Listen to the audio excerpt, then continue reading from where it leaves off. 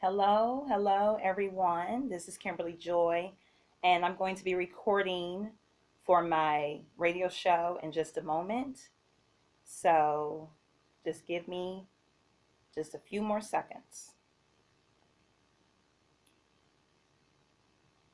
Good afternoon, everyone. I am Kimberly Joy, and I thank you for tuning in to the Kimberly Joy Show. I am so grateful to the Lord for this opportunity to share an inspiring message with you. But before I share today's message, I want to invite you to our church, Power and Faith Ministries, where Apostle Ron and Pastor Jerry Banks are the pastors. We are currently holding services inside Great Amazement International Ministries, located at 2241 Crown Point Drive, Suite 600, Sharonville, Ohio, 45241. Sunday service is at 1 p.m.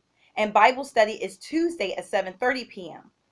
I'm also happy to announce that my mother, Pastor Jerry, has a show on this station as well.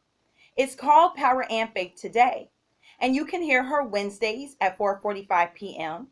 and Saturdays at 10:30 a.m. I encourage you to tune into her program. You will truly be blessed. Also, you can catch the encore of my show on Saturdays at 6 p.m.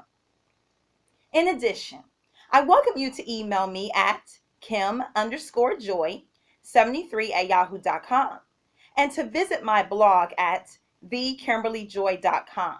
My personal motto is know yourself, be yourself, love yourself. In honor of Black History Month, each week I am recognizing an African American who has been an inspiration to me in some way. Last week I had the pleasure of honoring Wilma Rudolph. Wilma Rudolph was the first American woman to receive 3 gold medals in track and field during a single Olympics. But that's not what impressed me the most about her. As I shared last week, what impressed me the most about Wilma Rudolph was how much she overcame as a child. Wilma was a sickly child who had to walk with the help of leg braces. Despite her limitations and what the doctors said, Wilma was determined to walk, to run, to play basketball like her siblings. And that is exactly what she did. Not only did she manage to run, but she managed to run all the way to the Olympics. Now today, I want to recognize the woman who made it possible for me to meet Wilma Rudolph. This woman was my health teacher and track coach my freshman year at Princeton High School. Her name is May Starr. May Starr was born Eriwintha May Faggs on April 10, 1932, in Mays Landing, New Jersey, to William and Hepsy Faggs. She was the only girl in a family of 5 children. She began running track in elementary school and later became a member of the Police Athletic League. In fact, she ran for the league from 1947 until 1952. In 1948, she competed in her very first Olympics when she was only 16 years old, making her the youngest member of the team. She ran in the 200-meter dash and 400-meter relay event, but unfortunately, she didn't qualify for the finals. She later graduated from Bayside High School in Queens, New York. After high school, Mrs. Starr, as I've always called her, continued competing. And in 1952, she and her teammates won a gold medal in the 400-meter relay at the Olympics, setting a world record. In the fall of 1952, Mrs. Starr attended Tennessee State University on a track scholarship. This was a true blessing for her because at the time, athletic scholarships were rarely offered to female athletes. While Mrs. Starr was at Tennessee State, she met Wilma Rudolph, who was still in high school at this point. See, each summer, several high school girls would attend the university's track camp, which was run by Coach Ed Temple. According to Coach Temple, although Mrs. Starr was very small, she was a world-class sprinter, and all the girls, including Wilma Rudolph, looked up to her. She became their leader and mentor, and they even described her as the mother of the team. 4 years later, Mrs. Starr returned to the 1956 Olympics with 3 of her teammates from Tennessee State, including Wilma Rudolph, who was 16 years old by this point. Their relay team won a bronze medal for the 400-meter relay event. This particular Olympics was especially meaningful for Mrs. Starr because it marked her as the first American woman to compete in 3 Olympics. Mrs. Starr achieved so much during her lifetime. Some of her accomplishments include being the U.S. 100-meter dash champion in 1955 and 1956. She won the 200-meter title in 1954, 1955, and 1956. She won a silver medal in the 100-meter dash at the 1955 Pan American Games. Also, she won 11 National Amateur Athletic Union or AAU titles. In 1958, Mrs. Starr married Eddie Starr, and they had 2 children, daughter Evelyn and son Eddie II. In 1976, she was elected into the National Track and Field Hall of Fame. After graduating from Tennessee State and retiring from track and field, Mrs. Starr and her family eventually relocated to Cincinnati. She received a master's degree from the University of Cincinnati and taught physical education and health. After 32 years in education, she retired in 1989. Her final year as a teacher and coach turned out to be a very memorable year for Mrs. Starr. Not just because it was the year she retired, but because it was the year she led Princeton High School girls track team to a state championship. As I mentioned at the top of the program, I was fortunate to have Mrs. Starr as a health teacher and as a track coach. I didn't run in that state championship meet, but I was there to witness my teammates win that title. It was such an exciting time.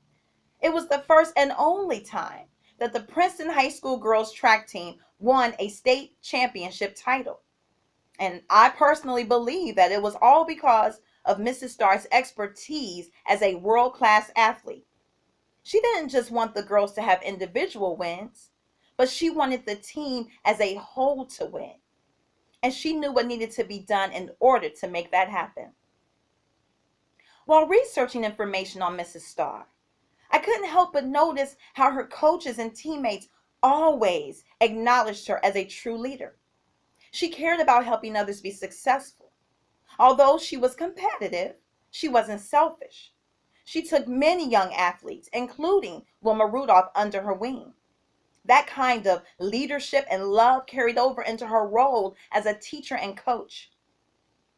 On January 27, 2000, Mrs. May Starr died from cancer at the age of 67, right here in Cincinnati. I share the story of Mrs. Starr because she was such an inspiration. When I think about all that she accomplished, she did it fearlessly. If she was ever afraid, she didn't let it show. For those who knew Mrs. Starr, she was very short. So as an athlete, she was often smaller than her competitors. But she didn't let that intimidate her. And as I mentioned before, in her very first Olympics in 1948, she was the youngest athlete on her team. And she didn't even let age intimidate her. She had a goal and she went after it. Even though she didn't win a medal at that particular Olympics, she was determined to compete at the next Olympics. And that is exactly what she did. And not only did she compete, but she took home the gold. When Mrs. Starr decided to go to college, she chose a school in the South. Here was a young black woman, born and raised in the North, who didn't know much or anything about living in the South, where segregation was still very much alive. And she didn't let any fear of the unknown stop her from achieving her goals of earning a college degree. Just like Mrs. Starr, God is calling for us, his children, to be fearless. One of my favorite scriptures is 2 Timothy 1:7. It says, "For God hath not given us the spirit of fear, but of power and of love and of a sound mind." If you have a particular goal or dream you want to achieve, then what's stopping you? Or who's stopping you? Romans 8:37 lets us know that we are more than conquerors through Christ who loves us. So, No one can really stop you but you. It doesn't matter what others may think or say. What do you say? What does God say? Philippians 4:13 says that you can do all things through Christ because he gives you the strength. He enables you to do so. So again, what or who is stopping you?